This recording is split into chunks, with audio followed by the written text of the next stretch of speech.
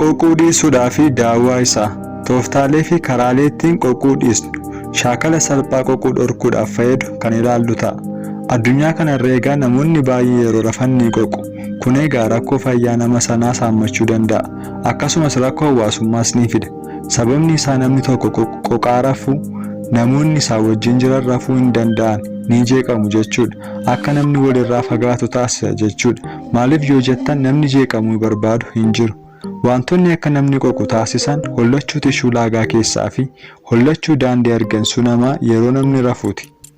Viidiyoo kana keessatti egaa shaakala sochii irraa qabu kutaa 3 kan of keessaa qabu shaakala battalatti qoquu nama irraa balleessu kan ilaallu ta'a.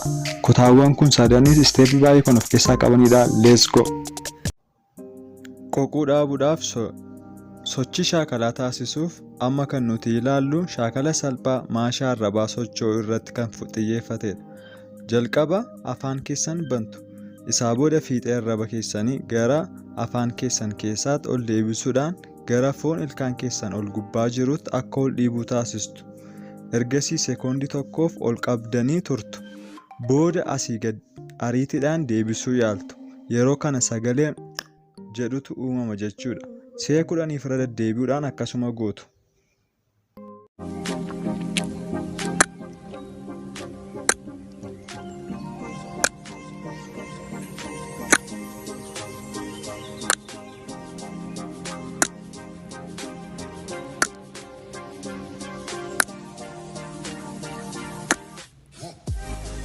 Ergasii 10 sochii kana taasistanii sekoondii 5 afaan keessan boqochiistu. Ergasii irra deddeebi'uudhaan sochii kana yeroo muraasaadhaaf taasisaa.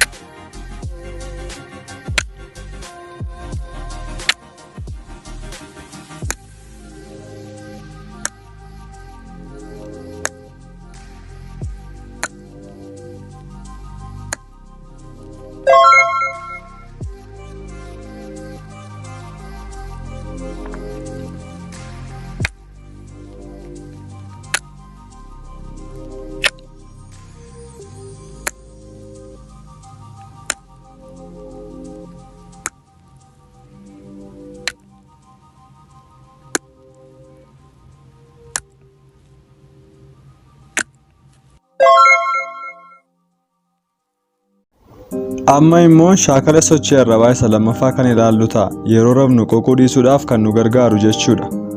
Yeroo shaakala kana taasistu egaa afaan kee suuta bani. Sekoondii 5 shaakalli kun kan taasifamudha. Si'a 3 yookaan 3 oliif yeroo tokkotti shaakaluu ni dandeessa. Guyyaa guyyaan si'a 2 shaakaluu qabna jechuudha. Shaakalli inni tokkoffaan arraba kee gara alaatti hanga dandeessu baasuun gara alaatti dhiibi. Sekoondii 5 qabii ture. Sekoondiin 5 erga dhume gara afaan keetitti deebisi. Si'a 3 akkasuma godhi. Arraba kee gadi baasuudhaan gara dhuma maddii keetitti gad harkista jechuudha. Akkas gochuu yoo dadhabde immoo afaan kee keessatti arraba kee si'a tokko gara gadiitti, si'a tokko immoo gara oliitti sosochoosi.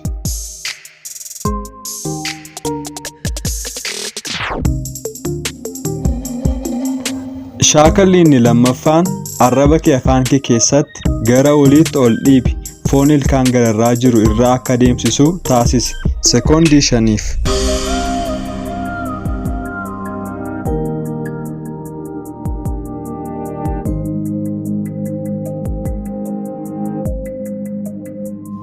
Shaakalli inni sadaffaan immoo afaan kee keessatti arraba kee gara maddii kee bitaa fi mirgaatti dhidhiibi. Harka keen immoo maddii kee dhiibi. Karaa alaa harka keen, karaa keessaa immoo arraba keen jechuudha. Sekoondii 5 akkasuma godhi. Si'a 2. Shaakalli afuraffaan arraba kee gara laagaatti akka gad dhiibuu taasisi. Yookiin akka nama arraba kee liqimsuu yaaluu achumattis sekoondii 5dhaaf qabii ture. Shaakalli inni 5ffaan immoo arraba kee gara ilkaan kee fuulduraatti dhiibaa. akkas gochaas waa liqimsuu yaali. Shaakalli ja'affaan immoo dubbachiistuu shanan jechuu yaaludha. A, E, I, O, U. A, E, I, O, U. Shaakala sochii arrabaa sadaffaa yeroo rafnu qoquu nu dhiisisu. Shaakalli inni tokkoffaan quba kee afaan kee keessa galchuudhaan maddii kee gara bitaa fi mirgaatti gara alaatti dabareedhaan dhiibi.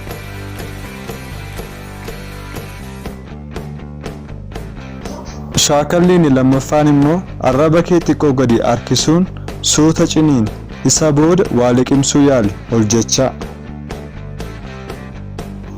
Shaakalli inni sadaffaan arraba kee gadi baasuun gara gadiitti gara dhuma maddiitti gad harkisuu yaali hanga dhumaatti.